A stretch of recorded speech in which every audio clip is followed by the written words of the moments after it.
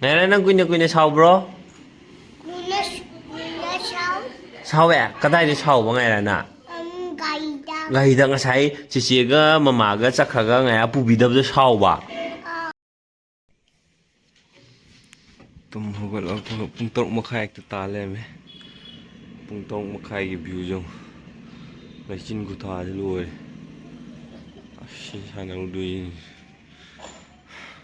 Handak chahi gi ingdam da ji ingde ha de gi loi ra ba je pung tare ta do ji bo lai chin je. Ai udre lambi gi dem ta. Camera da na khara sheng nui camera smai na nam ma chap pa jina. Mi light a signal light parking light ka thal thong na ri jong a da lam.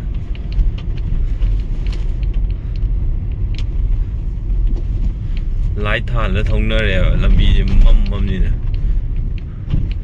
Ai yo. Signal light ka thal la thong na ri jo. Pukri je manin ga yo. Post ai sim di.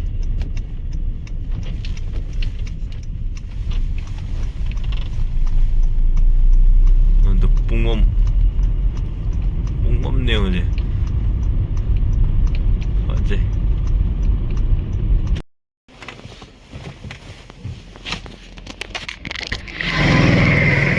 Ayya, ini he. Aşfale.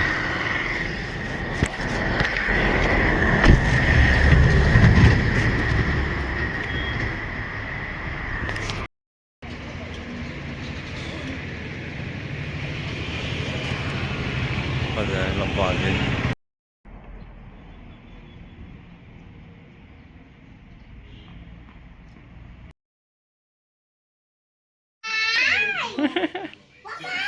Is chị mà tao chị tao đi cái tàu con này là gì?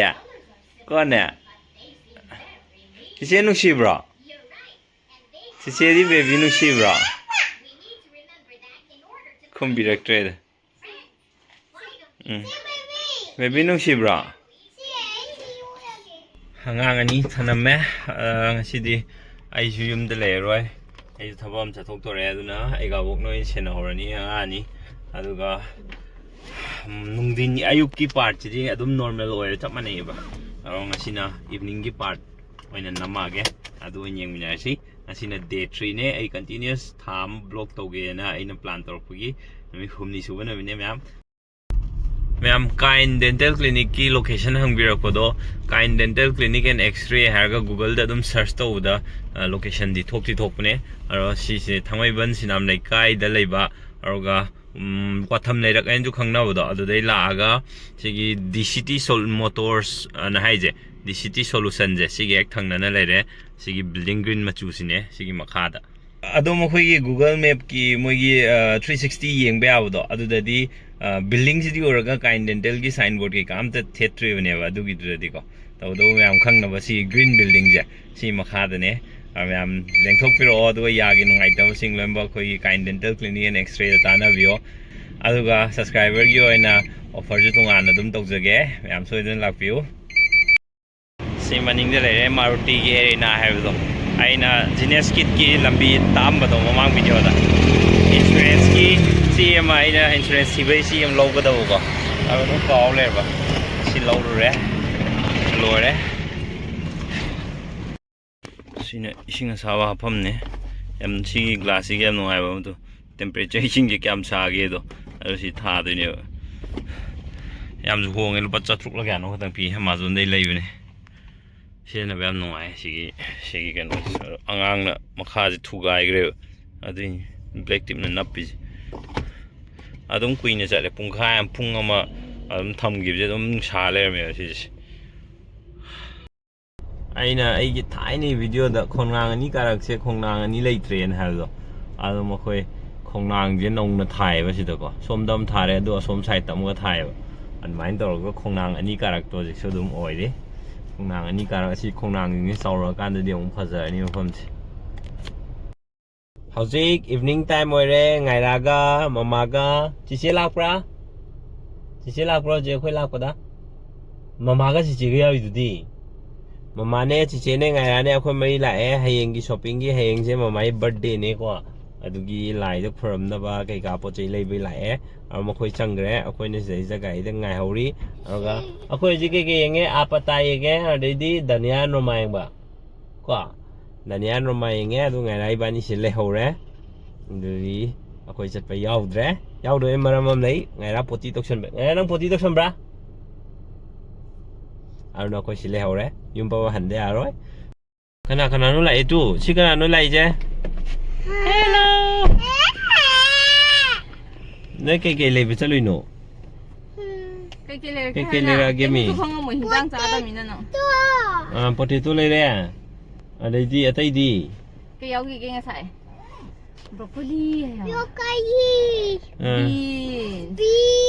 Banana ꯑꯗꯣ ꯉꯥꯏꯈꯣ ꯉꯥꯏꯔꯥꯁꯦ ꯀꯩꯒꯤ ꯊꯝꯕꯤꯔꯝꯃꯤꯅꯣ ꯍꯨꯟꯗꯣꯛꯄꯤꯔꯝꯃꯤꯁꯦ ꯀꯩꯒꯤꯅꯣ ꯉꯥꯏꯔꯥꯁꯦ ꯄꯣꯇꯤ ꯇꯧꯕꯒꯤ ꯍꯥꯏꯌꯣ ꯑꯩ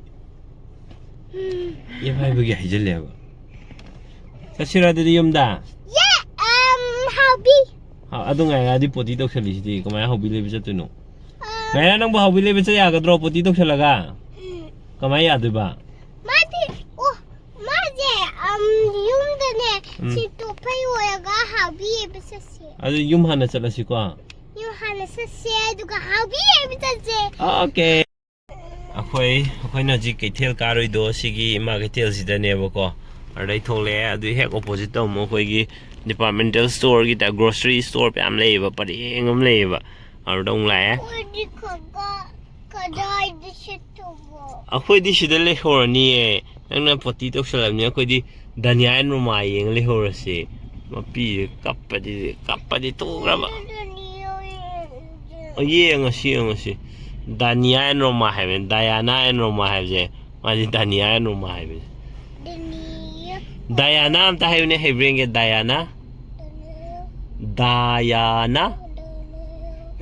ꯗꯥꯌꯥꯅꯥꯁꯦ ꯗꯥꯅꯤꯌꯥ ꯑꯗꯨꯝ ꯍꯥꯏꯔꯛꯑꯦꯕ ꯉꯥꯏꯔ ꯂꯣꯏꯔꯦ ꯁꯤ ꯏꯚꯅꯤꯡꯒꯤ ꯚ꯭ꯌꯨ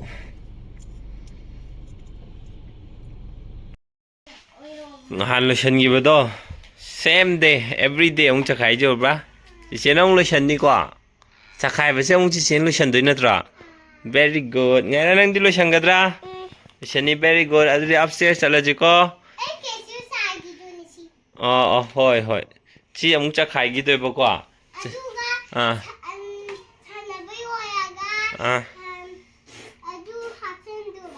ꯚꯦꯔꯤ ꯒꯨꯗ ꯃꯃꯥꯅ ꯆꯥ ꯊꯛꯁꯦꯅ ꯀꯧꯔꯝꯅꯤ ꯆꯠꯂꯣ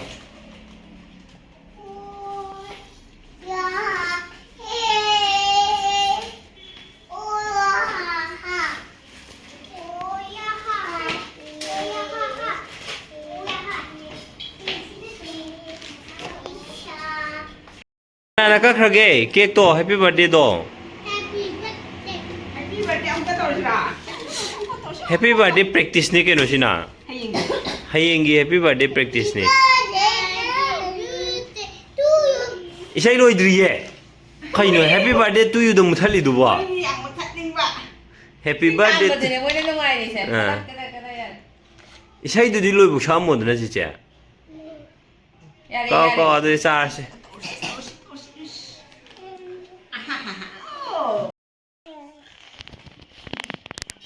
ꯆꯝꯄ꯭ꯔꯥꯗꯣ ꯍꯥꯎꯕ꯭ꯔꯣ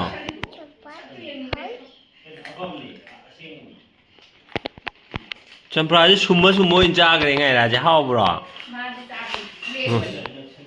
ꯆꯝꯄ꯭ꯔꯥꯁꯦ ꯁꯨꯝꯃꯒ ꯑꯣꯏꯅ ꯆꯥꯈ꯭ꯔꯦꯕ ꯃꯥꯅ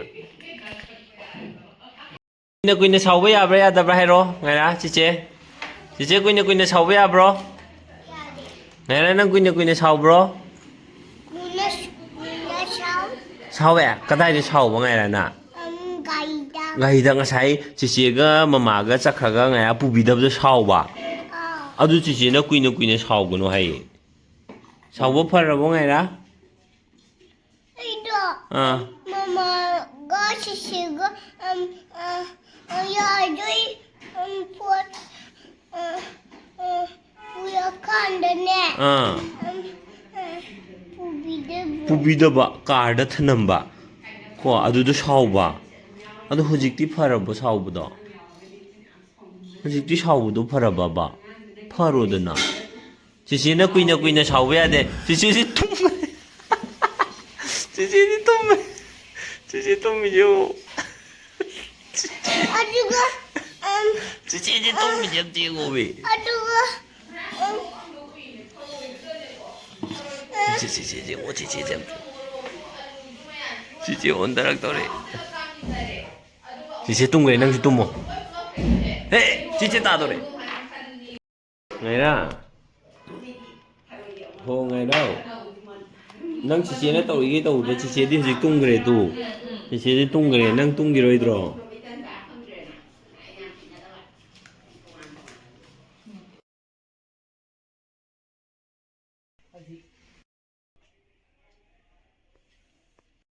पे मोहिगी स्कूल का बोलो रे अदो my light pink colour the clipboard ले रो मिस न पुरो हाय है अदो लाई रे ngasi gi di video sai lo shen jage ma'am अदो काइन डेंटल क्लिनिक एंड एक्सरे दा मैम यागी नुवाई तब ले रे गदी सोइदना लेंथोक पिरो वाथम ले कै लाको गांदा सिगी बीडीएफ आउटपोस्ट से लेइसे सिगी लंबी तारक पे याबदो असोम टेम कॉलेज फ्रॉम दे लाकोदा अदुई मरकता ले रे गूगल दा सर्च तौरगदा दम फंगावने मैम ले ngasi gi di bye bye